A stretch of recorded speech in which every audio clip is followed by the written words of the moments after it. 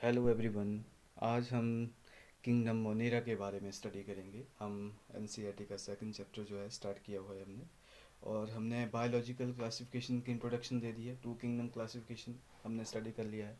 Three kingdoms classification, four kingdom classification and five kingdom classification को हमने detail में study कर लिया है। आज हम किंगडम मोनेरा के बारे में डिटेल में स्टडी करेंगे। तो किंगडम मोनेरा क्या होता है, ठीक है। हमें पता है कि मतलब आपका जो आर एच बिटाकर है उन्होंने फाइव किंगडम क्लासिफिकेशन सिस्टम जो है दिया गया है। तो उन्होंने क्या किया, हर एक ऑर्गेनिज्म को जो है फाइव किंगडम में डिवाइड किया है। Number one kingdom Monera, number two is kingdom protista, and number three is kingdom fungi, and number four kingdom Plantae and kingdom Animalia. तो आज हम किंगडम मोनेरा से स्टार्ट करेंगे और इसको डिटेल में हम स्टडी करेंगे।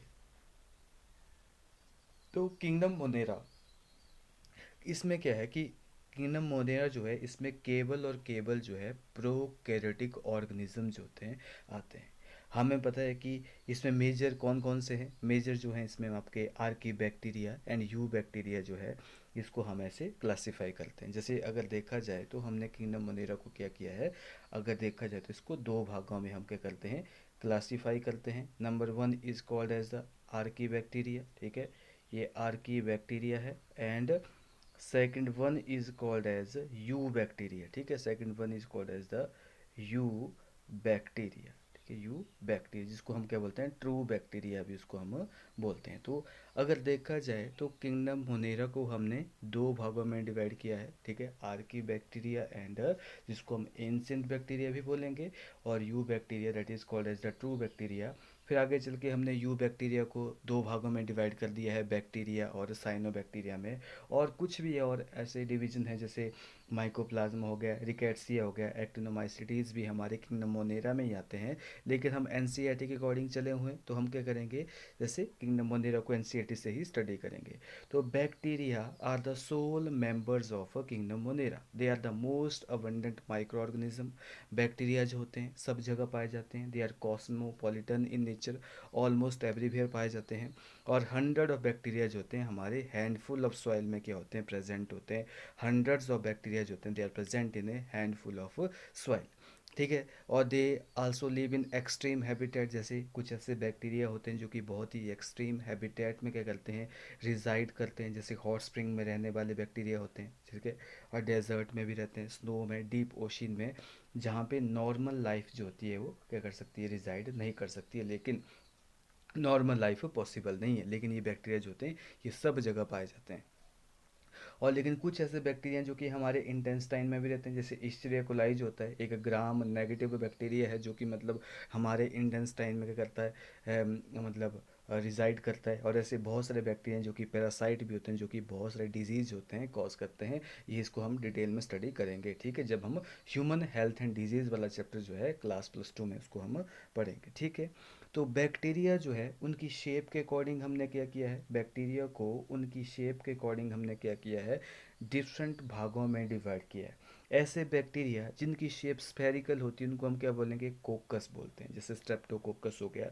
तो ऐसे बैक्टीरिया जिनकी शेप जो होती है कैसी होती है, मतलब स्फेरिकल होगी, राउंड होगी, that is called as the coccus, ठीक है। और रॉड शेप होगी तो उसको हम क्या बोलेंगे, बेसिलस बोलेंगे। और अगर स्कोमा शेप है तो उसको हम क्या बोलेंगे, बिब्रियम, बिब्रियम बोलेंगे, या बिब्रियो भी बोल सकते हैं अगर प्लूरल है तो। एंड अगर स्पाइरल शेप है then it is called as the spirillum, और स्पाइरला भी इसको हम बोलते हैं। तो बैक्टीरिया को उनकी शेप के बेसिस के ऊपर हमने क्या किया है, उनको डिवाइड किया है। कोकस, बेसिलस और बिब्रियो एंड स्पाइरलम जो होते हैं, ये फोर टाइप के जो है मतलब बैक्टीरिया होते हैं, जो कि शेप के बेसिस के ऊपर हमने क्या किया, मतलब डिवाइड किया है। देख सकते हैं आप डायग्राम में, आप देख सकते हैं कि आपका जो है मतलब यहाँ पे कोकस है, ठीक है, आपका बेसिलस है, ठीक है, आपका स्पाइरल बैक्टीरिया है, एंड ये विब्रियो बैक्टीरिया जो होती है, डिफरेंट डिफरेंट टाइप के बैक्टीरिया जो होते हैं हमने शेप के बेसिस के ऊपर क्लासीफाई किए हुए हैं, ठीक है।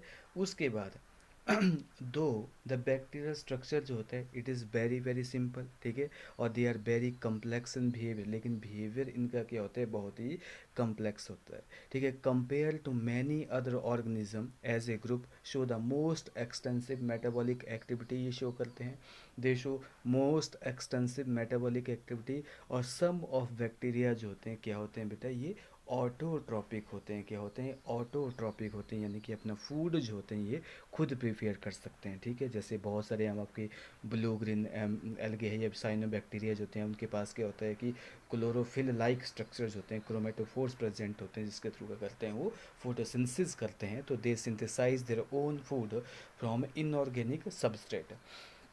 ये फोटोसिंथेटिक ऑटोट्रॉपिक भी हो सकते हैं और कीमोसिंथेटिक ऑटोट्रॉपिक भी हो सकते हैं। देखो फोटोसिंथेटिक क्या होते हैं, जो कि आपके जो है मतलब सनलाइट के प्रेजेंस में क्या करेंगे, फोटोसिंथेसिस करेंगे और अपना फूड जो है प्रिपेयर करेंगे।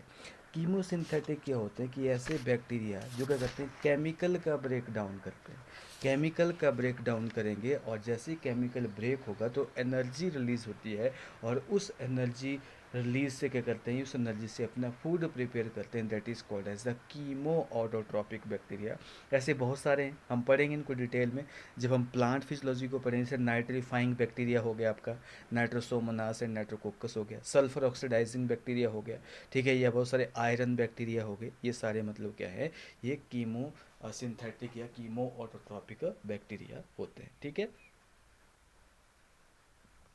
और अब देखो वास्ट मेजोरिटी ऑफ बैक्टीरिया जो होते हैं हीटरोट्रॉप्स ही, हमें पता है बहुत सारे ऐसे बैक्टीरिया हैं जो कि हीटरोट्रॉप्स हैं, वो अपना फूड जो होते हैं नहीं सिंथेसाइज कर सकते हैं, ठीक है। जैसे ये क्या करते हैं, वो सेप्रोफिटिक भी होते हैं, डेड डिकेइंग ऑर्गेनिक मैटर के ऊपर क्या करते हैं, फीड करते हैं, उनको हम बोलेंगे हीटरोट्रॉपिक हैं। लेकिन कुछ जो होते हैं ये पैरासिटिक भी होते हैं, जैसे ट्यूबरकुलोसिस हम पढ़ेंगे, माइकोबैक्टीरियम ट्यूबरकुलोसिस जो होता है ये डिजीज़ कॉज करते हैं, लेप्रोसी हम पढ़ेंगे इनको जब ह्यूमन हेल्थ एंड डिजीज़ के बारे में पढ़ेंगे, तो माइकोबैक्टीरियम लेपरेज होता है, लेप्रोसी कॉज करता है, इसको हम कुष्ठ रोग बोलते हैं, प्लेग इसको हम, अर्सीनिया पेस्टिस जो होते हैं, पास्चुरेला पेस्टिस जो होते हैं, ऐसे बहुत सारे बैक्टीरिया होते हैं, या क्लोस्ट्रिडियम टेटनाई जो कि टेटनस कॉज करता है, इन्फ्लुएंजा कॉज करने वाला हीमोफिलस इन्फ्लुएंजा, ऐसे बहुत सारे हैं, ठीक है। विब्रियो कोलेरा जो कॉलेरा कॉज करता है, सिफिल जो होता है, ट्रेपोनीमा पैलेडियम जो है सिफिल कॉज करता है, ठीक है। निजेरिया गोनोरेहिया जो है ये गोनोरेहिया सेक्सुअल ट्रांसमिट डिजीज कॉज करता है, निमोनिया डिप्लोकोकस निमोनिया डिजीज करता है, और सैल्मोनेला टाइफी, ऐसे बहुत सारे बैक्टीरिया जो कि मतलब डिजीज कॉज करते हैं, तो इनको हम क्या बोलते हैं, that is called as the उसको हम पैरासिटिक बैक्टीरिया हम बोलते हैं, ठीक है। अब देखो हमने किंगडम मोनेरा को दो भागों में डिवाइड किया है। Number one is called as the archaebacteria. देखो आर्की बैक्टीरिया को प्रिमिटिव बैक्टीरिया भी बोलते हैं या एंशियंट बैक्टीरिया भी बोलते हैं। ये क्या होते हैं, बहुत ही इंपॉर्टेंट है, ये बहुत ही इंपॉर्टेंट है।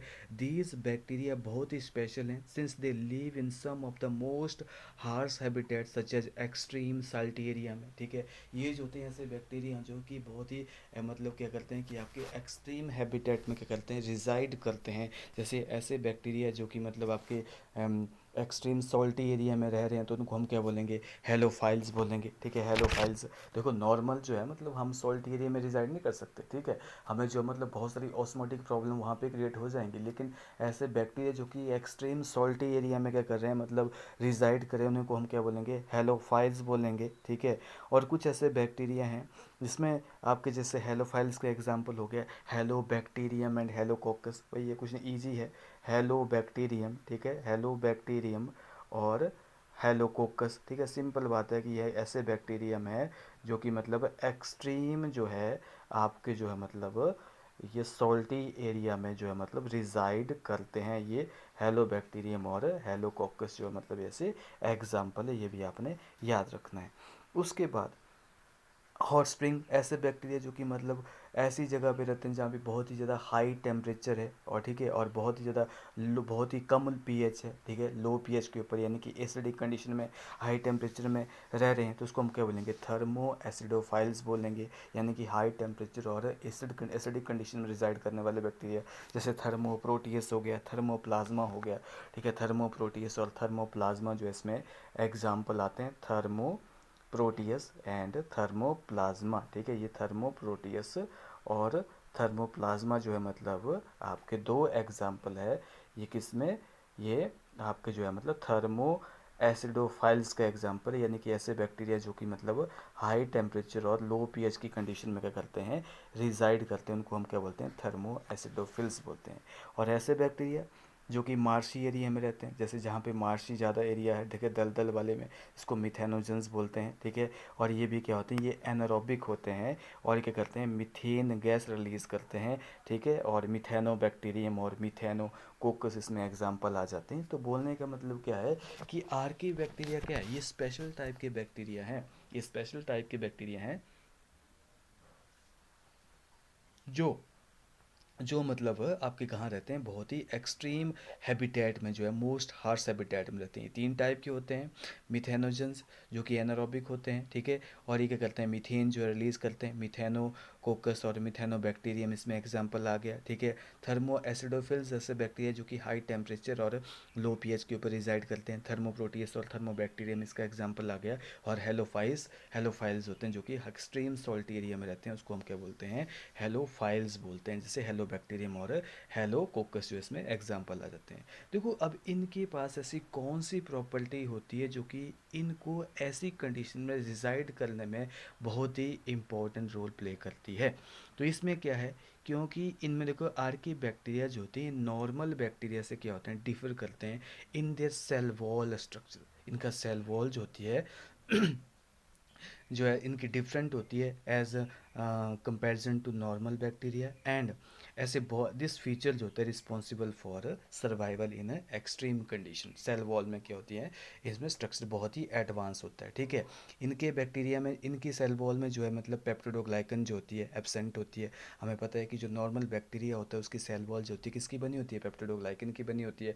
लेकिन इनकी सेल वॉल जो होती है, जो है इनमें पेप्टिडोग्लाइकन एब्सेंट होती है। इस पेप्टिडोग्लाइकन की वजह से क्या होता है, यहाँ पे protein and non cellulosic polysaccharide present होते हैं, ठीक है। ये नौ प्रोटीन्स और नॉन सेलुलोजिक पॉलीसेकेराइड प्रेजेंट होते हैं।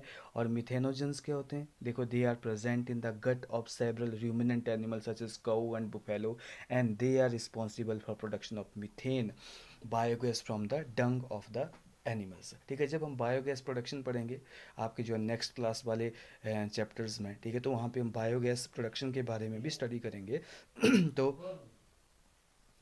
उसके केस में हम क्या स्टडी करेंगे कि मतलब जो बायोगैस जो जनरेशन होती है क्यों किस वजह से होती है, क्योंकि उनके स्टमक में जो है क्या होता है कि उनके र्यूमन्स में क्या होता है कि मतलब आपके जो है मिथेनोजेंस प्रेजेंट होते हैं जो कि डिकम्पोजिशन करते हैं एनारोबिक कंडीशंस में और मीथेन गैस जनरेट करते हैं।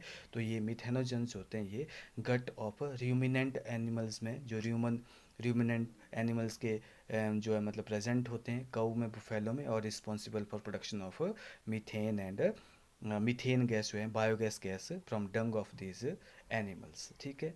उसके बाद आते हैं आपके true bacteria, that is called as the eubacteria. There are thousand of different eubacteria, जिसको हम क्या बोलते हैं, ट्रू बैक्टीरिया बोलते हैं।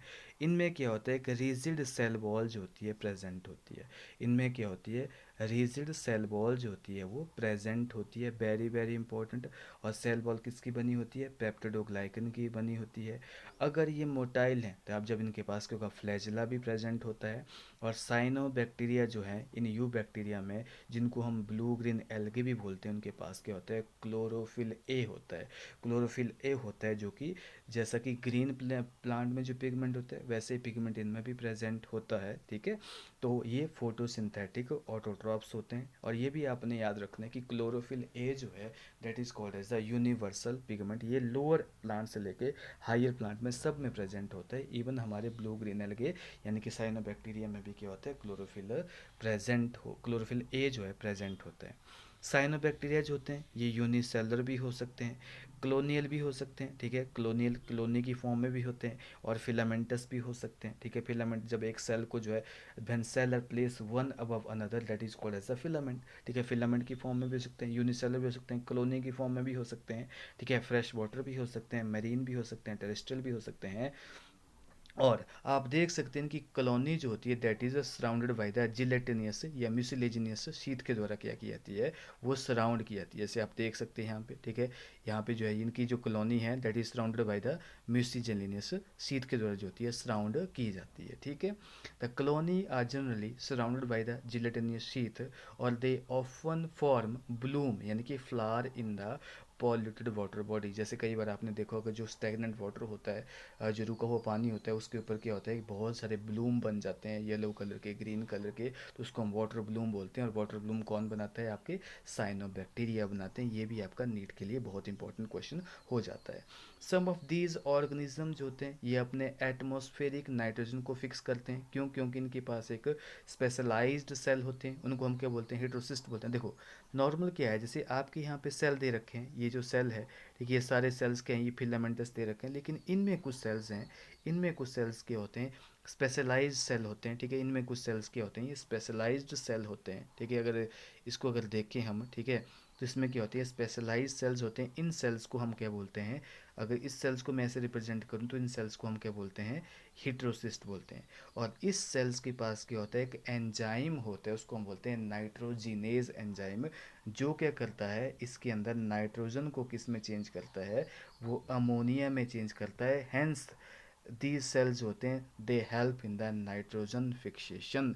और ये नाइट्रोजन एंजाइम, नाइट्रोजिनेज एंजाइम जो होता है इन सेल्स के अंदर क्या होता है, प्रेजेंट होता है। और इस सेल्स की सबसे बड़ी प्रॉपर्टी ये है कि ये सेल जो होता है ये ऑक्सीजन के लिए इम्परमिएबल होता है और नाइट्रोजन के लिए क्या होता है, परमिएबल होता है। क्यों? क्योंकि नाइट्रोजिनेज एंजाइम जो होता है वो ऑक्सीजन की प्रेजेंस में काम नहीं कर सकता, ऑक्सीजन की प्रेजेंस में काम नहीं कर सकता। ऑक्सीजन क्या करती है, उसको डिग्रेड कर देती है, ठीक है, डिकम्पोज कर देती है। इसलिए क्या होता है, इसको ऑक्सीजन से बचाने के लिए सेल्स में क्या होता है कि ऐसी प्रॉपर्टी होती है जो कि ऑक्सीजन के लिए क्या होते हैं, ये सेल्स होते हैं इम्परमेबल होते हैं, लेकिन they are at the same time they are permeable to nitrogen. हैंड्स क्या होगा, फिर नाइट्रोजन जो होगी वो अमोनिया में चेंज हो जाएगी। तो ये सेल्स कौन से हैं, ये आपके सेल्स जो हैं they are called as a heterocyst, specialise cells होते हैं जो क्या करते हैं, नाइट्रोजन फिक्सेशन में हेल्प करते हैं। जैसे नॉस्टॉक है, आपका एग्जाम्पल दे रखा है, नॉस्टॉक है, एनाविना है, ये कुछ ऐसे एग्जाम्पल है जिनके बाद क्या होता है कि हेट्रोसिस्ट प्रेजेंट होते हैं जिनमें नाइट्रोजन फिक्सेशन होती है।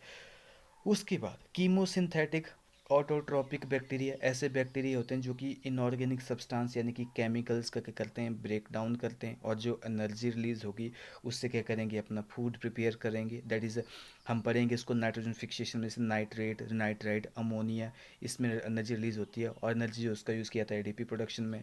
और ये बहुत इंपॉर्टेंट रोल प्ले करते हैं आपके nitrogen, phosphorus, iron and sulphur के रिसाइकलिंग में। तो ऐसे बहुत सारे बैक्टीरिया हैं, जैसे नाइट्रीफाइंग बैक्टीरिया है, ठीक है, ऐसे बहुत सारे, सल्फर रिड्यूसिंग बैक्टीरिया है, आयरन रिड्यूसिंग बैक्टीरिया है, ठीक है, या आपके जो ये सारे के सारे क्या हैं, कीमोसिंथेटिक बैक्टीरिया, जो कि क्या करते हैं, केमिकल्स का ब्रेक डाउन करते हैं, नाइट्रेट्स का, सल्फेट का, ठीक है, आयरन का, ये क्या करेंगे, ब्रेक डाउन करवाएंगे और एनर्जी रिलीज करेंगे, उसको एटीपी के फॉर्म में क्या करेंगे, ट्रैप करेंगे। तो hence these are called as a chemosynthetic bacteria.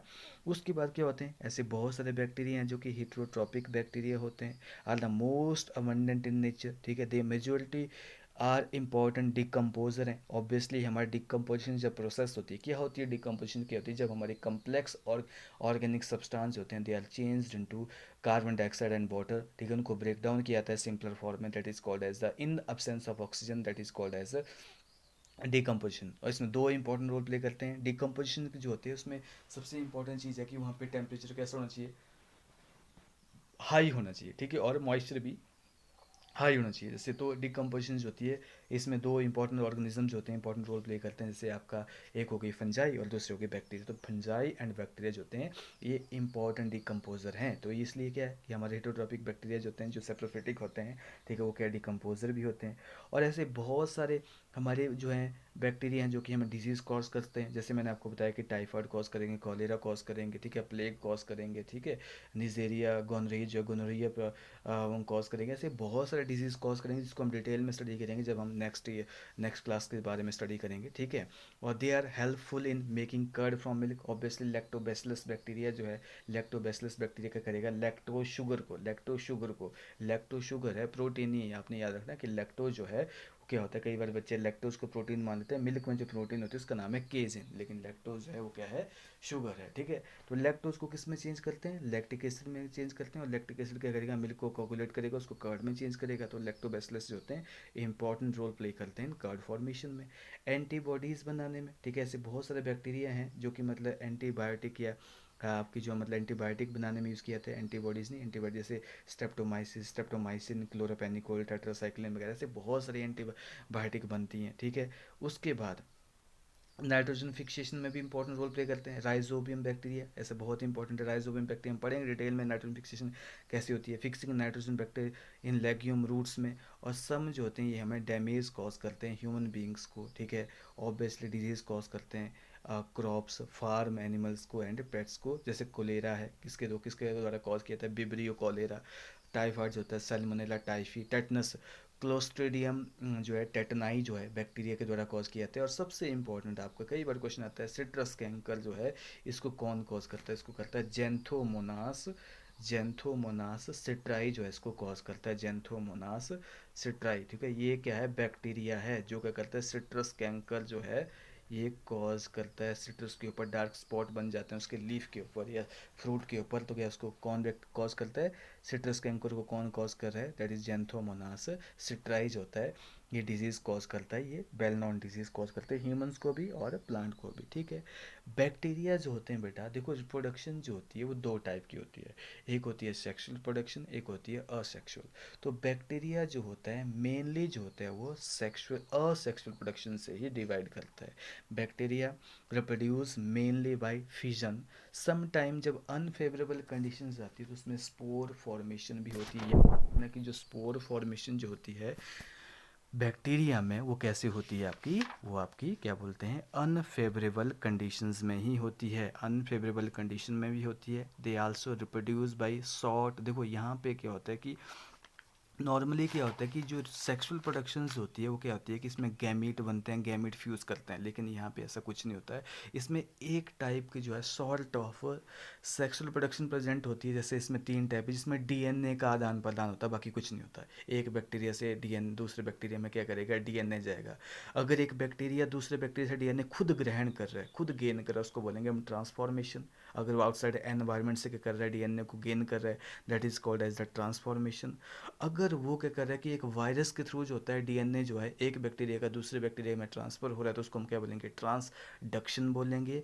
And अगर वो सेक्स पिलाई फॉर्मेशन की वजह से एक डीएनए जो है दूसरे डीएनए में जो है उसको हम ट्रांस कंजुगेशन बोलेंगे। देखो क्या है, जैसे मान लो कि आपके पास ये बैक्टीरिया है, एक बैक्टीरिया ये है, ठीक है, और एक बैक्टीरिया ये है। अगर यहाँ पे सेक्स पिलाई बनती है, सेक्स पिलाई एक सेक्स ट्यूब होती है, ठीक है, और कि जिससे क्या होता है कि डीएनए जो होता है एक बैक्टीरिया से दूसरे बैक्टीरिया में क्या हो रहा है, ट्रांसफ़र हो रहा है, that is called as a conjugation.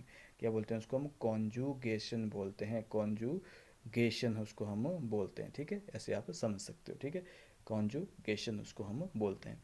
लेकिन अगर डीएनए जो है एक वायरस के थ्रू एक बैक्टीरिया से दूसरे बैक्टीरिया में ट्रांसफ़र हो, उसको हम क्या बोलेंगे, ट्रांसडक्शन बोलेंगे। क्या बोलेंगे, ट्रांसडक्शन उसको हम बोलते हैं, ट्रांसडक्शन उसको हम क्या बोलते हैं, उसको हम ट्रांसडक्शन बोलते हैं, ठीक है। लेकिन एक बैक्टीरिया जो है, ठीक है, वो क्या कर रहा है कि मतलब आपका जो है मतलब जैसे मान लो बैक्टीरिया बाहर से डीएनए को गेन कर रहा है तो this is called as the transformation. तो ये एक ट्रू जो है मतलब सेक्सुअल रिप्रोडक्शन तो नहीं है, ये एक ट्रू सेक्सुअल रिप्रोडक्शन तो नहीं है, लेकिन it is a kind of sexual reproduction जहाँ पे डीएनए का क्या हो रहा है, ट्रांसफॉर्मेशन हो रहा है, that is called as the sexual reproduction के टाइप है जिसमें ट्रांसफॉर्मेशन, ट्रांसडक्शन एंड कॉन्जुगेशन जिसको हम बोलते हैं। they also reproduce by sort of sexual reproduction by adopting a primitive type of DNA transfer from one bacterium to the other। and ये तीन type की है ट्रांसफॉर्मेशन, जब ये आउटसाइड से डीएनए को गेन कर रहा है, ठीक है, और number two that is called as the transduction, जब वायरस के थ्रू जो होता है डीएनए जो है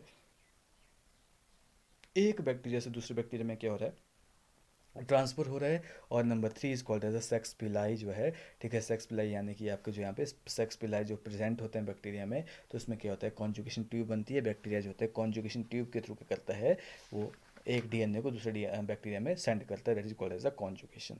उसके बाद नेक्स्ट आता है आपका mycoplasma. Mycoplasma very very important, इनको हम मॉलिक्यूल्स भी बोलते हैं, मॉलिक्यूल्स भी बोलते हैं। और ये ऐसे ऑर्गेनिज्म है, ऐसे बैक्टीरिया हैं जिनके पास क्या होती है, सेल वॉल एब्सेंट होती है, very very important. They are called as the joker of plant kingdom बोलते हैं इनको, हम प्लियोमॉर्फिक ऑर्गेनिज्म भी बोलते हैं, क्योंकि ऑब्वियसली सेल वॉल नहीं है तो फिर उनकी शेप जो होगी वो डेफिनेट नहीं होगी, शेप जो होगी वो चेंज होती चलेगी, इसलिए हम क्या बोलेंगे, प्लियोमॉर्फिक ऑर्गेनिज्म भी इसको बोलते हैं, क्या बोलते हैं, प्लियोमॉर्फिक, PLEOMORPHIC, प्लियोमॉर्फिक ऑर्गेनली भी और ऑर्गेनिज्म भी इसको हम बोलते हैं। और इसको हम क्या बोलते हैं, जोकर ऑफ प्लांट किंगडम भी बोलते हैं।